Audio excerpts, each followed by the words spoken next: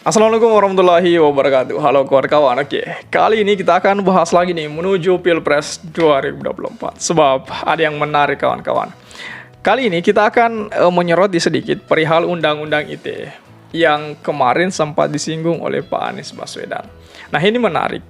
Kenapa? Karena Undang-Undang ITE yang akhir-akhir ini banyak sekali yang mengancam masyarakat, yang menjerat masyarakat perihal pencemaran nama baik itu. Nah, Pak Anies minta Undang-Undang ITE yang bermasalah direvisi buat lindungi masyarakat itu. Kemudian ketika Pak Anies isi kuliah kebangsaan di FISIP UI, Pak Anies itu kritisi soal Undang-Undang ITE itu. Nah, Pak Anies sebut Konoha dan Wakanda di medsos jadi tanda demokrasi yang ada saat ini itu tidak sehat itu. Jadi ada korelasi antara Undang-Undang ITE dengan diksi-diksi Konoha dan Wakanda itu.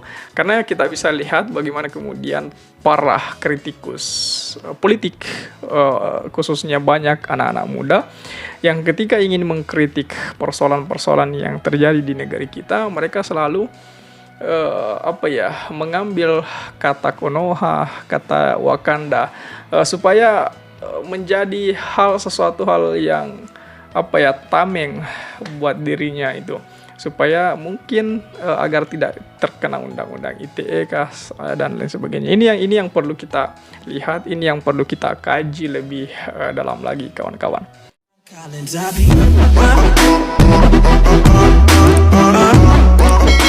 Bakal calon presiden dari Koalisi Perubahan untuk Persatuan, yakni Bapak Anies Rashid Baswedan, meminta pemerintah dan Dewan Perwakilan Rakyat merevisi sejumlah pasal dalam Undang-Undang Informasi dan Transaksi Elektronik yang dinilai mengekang kebebasan berpendapat dan berekspresi itu. Sudah seharusnya itu direvisi dan harus bisa melindungi justru kebebasan berekspresi, kata Pak Anies dalam kuliah kebangsaan yang diadakan oleh Fakultas Ilmu Sosial dan Ilmu Politik di UI Depok kemarin kawan-kawan. Menurut Pak Anies, Undang-Undang ITE seharusnya fokus kepada melindungi data masyarakat dalam hal transaksi elektronik dan bukan digunakan buat menjerat orang yang melontarkan kritik dengan delik pencemaran nama baik atau menyebarkan informasi tidak benar.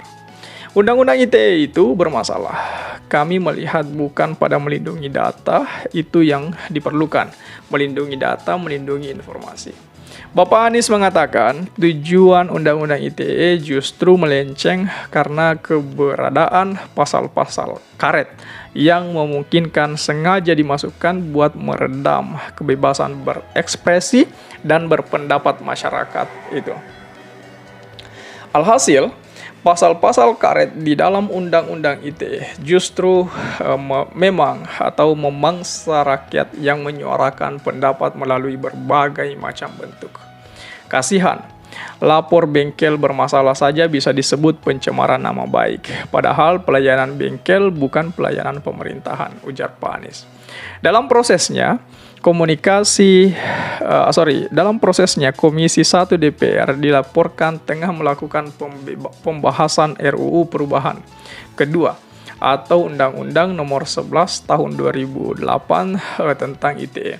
Namun, rapat pembahasan revisi Undang-Undang ITE kerap tertutup selama ini.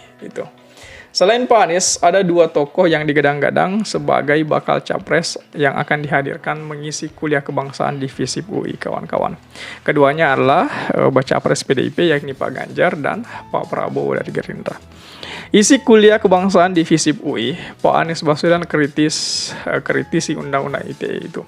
Bakal calon presiden dari Koalisi Perubahan, Pak Anies mengkritisi Undang-Undang Informasi dan Transaksi Elektronik saat menjadi dosen tamu kuliah kebangsaan FISIP UI yang bertemakan hendak kemana Indonesia kita. Itu.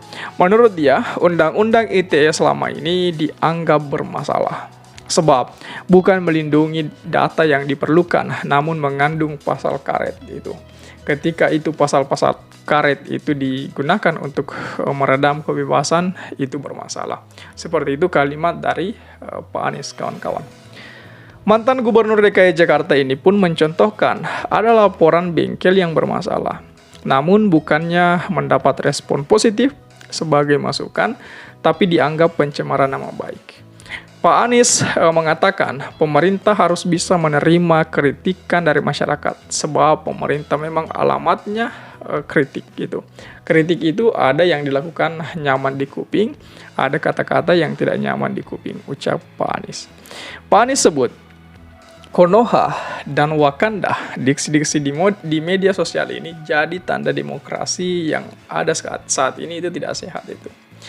Bakal calon presiden dari Koalisi Perubahan, Pak Anies itu menyinggung frasa negeri Konoha dan negeri Wakanda yang kerap muncul di media sosial. Kata ganti tersebut umumnya muncul ketika masyarakat hendak menyampaikan kritik kepada pemerintah atau suatu peristiwa atau kebijakan yang diambil, namun justru melakukan self-censorship itu.